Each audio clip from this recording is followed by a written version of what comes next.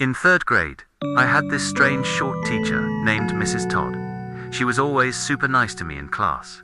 She'd always call on me to do the fun activities first, compliment me whenever I did something, and was generally just very positive toward me. At the time, I thought she was perhaps my favorite person in the world. I remember even telling my mother about how much I loved Mrs. Todd. Anyways, one day, I sat down at my desk and opened it up to put crap in it, when shockingly, I saw that there was a Victoria's Secret magazine sitting in the pull-out drawer. The kid sitting next to me noticed how shocked I was. I thought I was going to get in trouble, and we started talking about how it might have got there. Almost immediately, Mrs. Todd walks up, asks, "What have you got there?" I was seriously confused and told her it was sitting in my desk when I got here this morning. Well, she looks at me and tells me that the kid sitting next to me must have put it there. She kept repeating that statement over and over again to both him and me, until I finally admitted that I guess he could have put it there. Maybe a few days after that, she approached me after class to tell me about this special field trip I could go on if I kept doing good in class. It would be a trip with just her and I to the Gulf of Mexico for the weekend. I remember being really excited about it at the time. However, suddenly she got replaced at the school, and we got this new teacher that didn't like me as much. I was so heartbroken at the time. It wasn't until many years later that I realized how creepy that situation was. It scares me thinking about it still. Up to this day, I'm still looking for a logical explanation to this. This happened in 2003. So I and an ex were checked in a coastal resort where the cottages were far apart, like 200 meters away. Around 11113 op.m, while we're both drinking beer with the lights turned off and only the TV on, the doorknob suddenly rattled violently, like someone was forcibly trying to get it open. There was no double lock on the door, so my first reaction was to jump from the bed and block the door with my weight. The force of my landing must have been heard from the other side, but the twisting of the doorknob continued. By this time, I was already pressing my face to the floor, trying to estimate how many people were outside the door via the small gap between the floor and the bottom of the door. There was nothing, not one pair of feet or anything, but the doorknob just kept rattling. I should point out that the gap between the floor and the door was enough for me to see the outside, or, at the very least, notice any change in shadow light caused by movement, but there was nothing.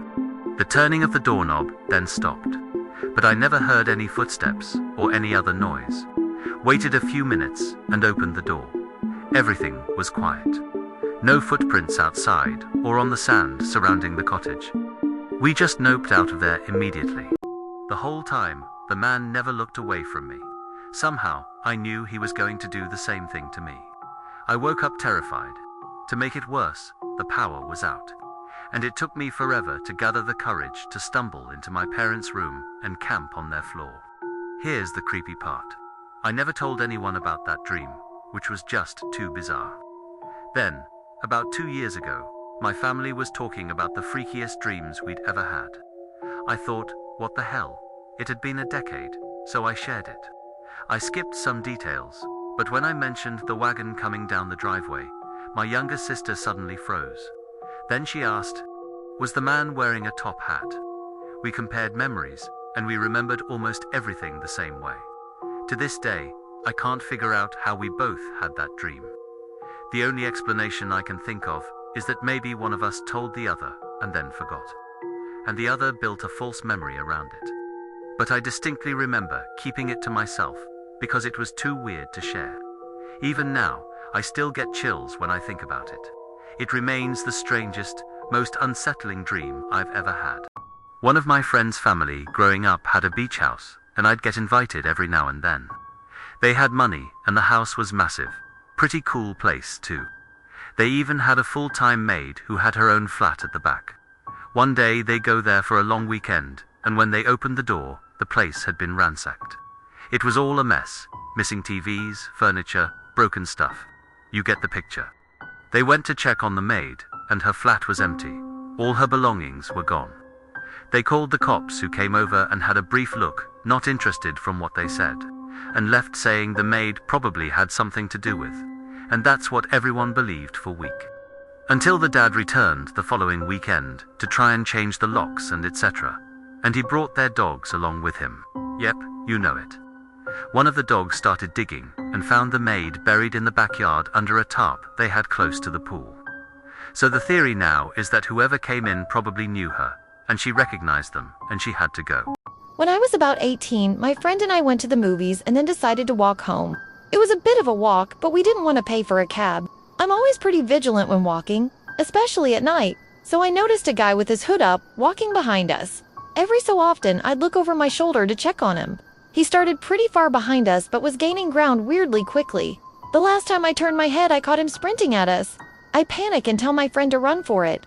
She's in those clunky Birkenstock slip-on sandals that were popular then, and she's struggling to run, so I'm dragging her until we get to a gas station. I bang on the window and beg the clerk to let us in, but he says he can't because it's past a certain time at night, but he promises if the guy comes near us, he'll call the cops. The guy comes down the hill, through the gas station, staring at us the entire time. I swear the only reason he thought better of it was because the gas clerk had the phone visibly in his hand. Plus, he was a big guy. I completely broke down after he left. Just the thought that he was running at us while I had my back turned scares the shit out of me. What if I hadn't turned when I did that last time? I'm a doctor, and because of patient confidentiality, I can't give you names, but I have to tell you this story. My friend, another doctor in my building, called me. Can you take a walk-in? A girl. Her mum's worried. Looks like an eating disorder. Sure, I said. Send her up. But she never came. 10 minutes later, I hear the elevator's stuck. Crowd in the hallway. Elevator jammed between floors. I figured she's probably in there. Over an hour later, years, the elevator's working again. But when the doors opened, everyone gasped. The smell hit first. Rotting meat, grease, something rancid. And then I saw her. Not a frail teen, a massive woman. Face swollen, eyes barely visible. Greasy barbecue sauce smeared across her mouth and shirt. In her hands, a black trash bag. Heavy, eyes sloshing. She sobbed. I was hungry. Everyone backed away. I stepped forward. I took her to my office, though every instinct told me not to. She clutched that bag like it was her lifeline. When I asked what was inside, she whispered, leftovers. She cried. She left, and I never saw her again. A week later, drinks with my colleague. I thanked him for sending Amelia to me. He looked confused. Amelia, the 12-year-old girl with her mum. My stomach dropped, because the only person who ever walked into my office that day was the mother. Covered in gore, clutching that bag, and Amelia. Amelia was never seen again. My brother was dating the love of his life up until a few years ago. They met because they both worked in a restaurant. He was a piano player. She was a waitress. Things were going amazingly between them. The only problem was, she had a jealous ex. He knew when they left work and what shifts they'd work since it was the same each week. He decided for whatever reason he was going to teach my brother a lesson for dating his ex, and planned to attack him with a Stanley knife when he left work one evening. That night, my brother and his partner were getting ready to leave, and he stopped for a second to talk to a colleague, meaning she left first. As soon as she stepped out the door, he slashed her throat and then ran. She passed in front of him. That attack was meant for my brother. He's gone through a lot of therapy and down some very dark paths since then, but is finally coming out of the other side of it. But it's terrifying how close I came to losing my little brother, and how much he lost as a consequence because of some freaking deranged nutjob. If I could get my hands on that guy, I'd get locked up myself. But he's in prison for a long time, and so far, he's staying there. A couple friends of mine had a horrific honeymoon experience. They took their honeymoon at a resort in Mexico. It wasn't super high-end, but was nice enough for them, as they weren't super well off and paid for it themselves. Their first night, they go down to a resort bar on the beach. The husband had a couple of drinks and the wife was sipping on her first. It wasn't long before she began acting very intoxicated, and he, not being a stranger to drinking, was beginning to feel way more drunk than the amount he had drank. They both began to feel uneasy, so they decided to head up to their room early. He is woken up hours later by his wife, who was hysterical. They are both completely naked and on the floor. No memory of how either of them ended up that way or even making it back to their room. Their room had been ransacked and all of their cash and credit cards were gone.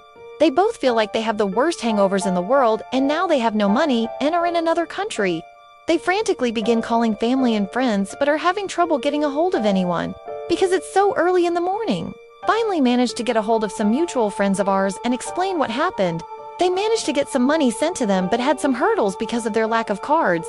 Thankfully, they both made it back. Still no memory of what happened after they left the bar. Shook them both up really good and they don't like to talk about it. Her name was Emma. At least, that's what my friends called her. Emily, Emma. But I never saw her, not once. It started as a joke in 4th grade. The girls said Emma moved here from LA. They left space for her at the lunch table. They bought her birthday gifts that always disappeared. They even gave her a seat during sleepovers. I thought it was just a prank, so I played along. For years. By high school, Emma was part of everything. They described her in detail: green eyes, freckles, brown hair. They laughed with her, danced with her, talked to her, but I never saw anyone there. One night by the pool, I snapped, I screamed, "Emma isn't real!" My friends looked horrified. They swore she was standing right in front of me. I lost it. I kicked at the air, then slipped, hit my head, blood, screaming, darkness. The next thing I remember is the hospital. My friends in tears. No one mentioned Emma again.